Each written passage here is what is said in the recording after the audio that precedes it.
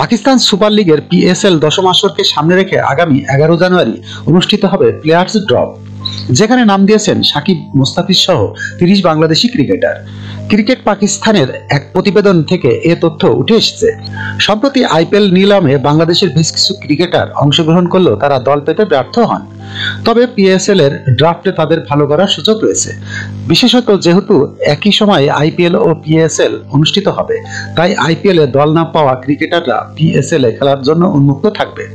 বাংলাদেশি ক্রিকেটারদের মধ্যে বেশ কয়েকজন পিএসএল এর সুযোগ পাওয়ার সম্ভাবনা রয়েছে।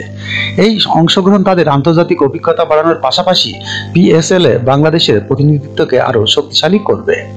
পিএসএল এর ড্রাফটে নাম দেওয়া বাংলাদেশি ক্রিকেটারদের তালিকা: সাকিব আল হাসান, মোস্তাফিজুর রহমান, মাহমুদুল্লাহ রিয়াদ, তাওহিদ হৃদয়, লিটন দাস, তামিম হাসান সাকিব, তাসকিন আহমেদ, রিশাদ হোসেন, হাসান মাহমুদ, নাহিদ রানা, নাজমুল হোসেন শান্ত, শেখ মেহেদী, মেহেদী হাসান মিরাজ, রিপন মন্ডল, আফিফ হোসেন, মাকিদুল ইসলাম মুগ্ধ, নাসুম আহমেদ, নাজমুল হোসেন অপু, সৌম্য সরকার, তাইজুল ইসলাম, সাব্বির রহমান, শরীফুল ইসলাম, মোহাম্মদ সাইফুদ্দিন, জাকের আলী, রনি তালুকদার, রুবেল মিয়া, সাইফ হাসান, শামীম পাটোয়ারি, শহীদুল ইসলাম ও তানজিন হাসান চামি।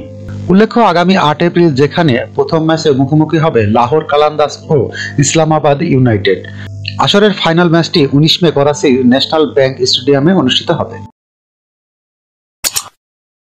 যখনকার খবর তখনই দেখতে চোখ রাখুন সুন 24 টিভিতে।